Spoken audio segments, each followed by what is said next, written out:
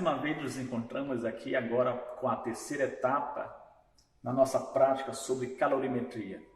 Lembrando que no primeiro momento nós construímos um calorímetro a partir de materiais alternativos, enquanto no segundo momento nós conseguimos calibrar o nosso equipamento, medindo a temperatura inicial da água fria introduzida dentro do equipamento. Nós aquecemos uma água até 100 graus Celsius, posteriormente nós resfriamos até 80 graus Celsius, e esse valor de 80 graus Celsius nós utilizamos como sendo a temperatura da água quente. Nós fizemos a sucção de 40 ml dessa água quente a 80 graus, introduzimos dentro do nosso calorímetro e esperamos o calorímetro entrar em equilíbrio térmico. A temperatura de equilíbrio térmico foi de 45 graus Celsius. Com esses dados, será possível nós fazermos o cálculo da capacidade térmica do nosso calorímetro. Já nesse terceiro momento, nós vamos agora calcular a energia associada ao processo de neutralização ácido-base. Para tanto, nós temos aqui a solução base. No caso, nós temos exatamente 40 ml de hidróxido de sódio na concentração de 1 mol por litro. Nós temos como solução ácida a solução de ácido sulfúrico na concentração de 1 mol por litro, volume também de 40 ml. E aí nós vamos determinar quem será o nosso reagente 1 e quem será o nosso reagente 2. Para este momento, eu vou escolher a base como sendo o reagente 1. O reagente 1 irei introduzi-lo no nosso calorímetro. Então, vou fazer aqui a sucção da base.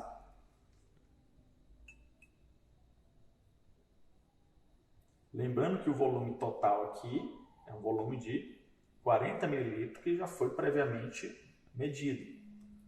Vou fazer a introdução dos primeiros 20 ml dentro do nosso calorímetro. É importante você atentar para o detalhe que foi retirado a vedação dos dois escapes, permitindo a introdução do líquido no nosso calorímetro. Fazendo agora a sucção de mais 20 ml da nossa base. Vou introduzir no calorímetro, tomando a devida precaução para não deixar o líquido cair fora do calorímetro. Tenho que tomar muito cuidado para não trocar os recipientes. Esse aqui, no caso, utilizei com a solução alcalina. Vou deixar aqui do lado. E agora eu vou medir aqui a temperatura de equilíbrio térmico, no caso do meu calorímetro contendo 20 ml da solução da base. Veja que nesse momento nós temos aqui mais ou menos 30 graus Celsius. Vou esperar aqui mais alguns minutos, talvez a temperatura mude. Posteriormente, eu vou precisar também medir a temperatura do reagente 2. Essa do calorímetro seria a temperatura 1, associada ao reagente 1. E aqui eu trouxe um termômetro adicional para medir a temperatura do reagente 2. Se você não tiver dois termômetros, você pode utilizar aí o mesmo termômetro, com uma ressalva. Se você retirar o termômetro que está em contato com a solução alcalina, no caso a base, que é o nosso reagente 1, ao final da temperatura de equilíbrio da base, você pode remover esse termômetro, mas você deve lavar esse termômetro, enxugar esse termômetro e depois inserir na solução ácida para evitar que a reação ácido-base aconteça na superfície do seu termômetro. No meu caso, como eu tenho dois termômetros, não preciso fazer esse procedimento. Bom, introduzi o segundo termômetro na solução ácida e aqui eu vejo a temperatura T2. Nesse momento, a temperatura T2 está marcando 27 graus Celsius. É importante que você aguarde alguns minutos esperando que a temperatura entre em equilíbrio térmico, porque a temperatura é um fator muito importante no cálculo da nossa entalpia. Lembrando que entalpia seria o calor associado ao processo de uma dada reação que acontece a volume constante. Ao dado processo químico, nós temos vários tipos de entalpia, inclusive toda a parte teórica consta no nosso relatório. Nós temos entalpia de neutralização, entalpia de formação, entalpia de dissolução, entalpia de vaporização e outras formas de entalpia. Mas, de modo geral, a entalpia seria o calor associado a um processamento químico, né? Então, no nosso caso, nós estamos tentando mensurar a entalpia para o processo de reação de neutralização, utilizando como o reagente 1, o hidroxódio, e o reagente 2, o ácido sulfúrico. Vou retornar mais uma vez à temperatura T1 para saber se essa temperatura já de fato entrou em equilíbrio.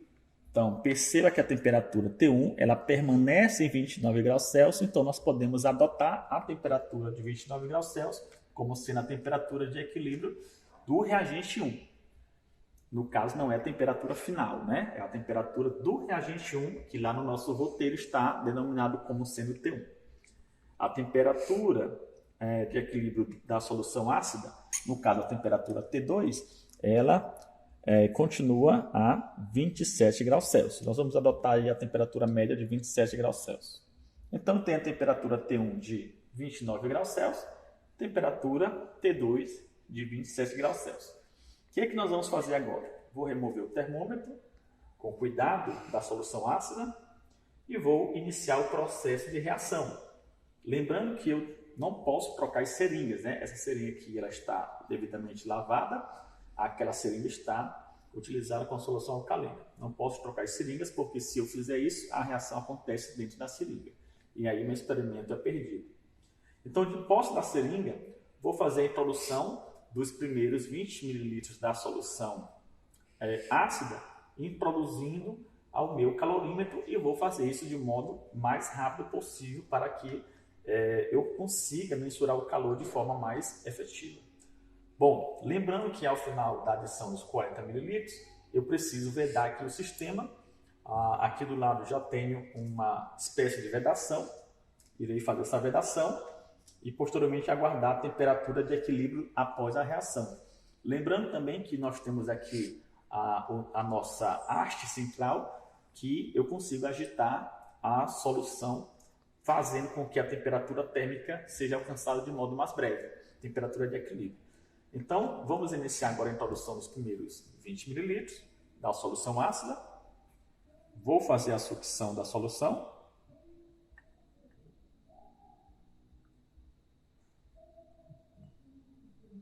Vou adicionar 20 ml. A partir de agora eu vou fazer isso com uma maior velocidade. Adicionei os primeiros 20 ml. E vou adicionar o restante da solução ácida, tomando os respectivos cuidados para que a solução não seja lançada fora do meu calorímetro. Feito isso, imediatamente eu vou vedar o sistema e vou iniciar aqui o procedimento de mistura dos reagentes, girando aqui a manivela. Perceba que no primeiro momento a temperatura registrada pelo termômetro subiu para 33 graus Celsius. Então a temperatura aumentou bastante, né? Vou continuar girando aqui o meu sistema. Lembrando também que a temperatura, aliás, que o termômetro deve estar em contato com o meio reacional para que seja registrado uma temperatura mais adequada. Vou verificar mais uma vez a temperatura. Veja que ela permanece em 33 graus. Vou aguardar mais alguns minutos, mantendo a agitação constante.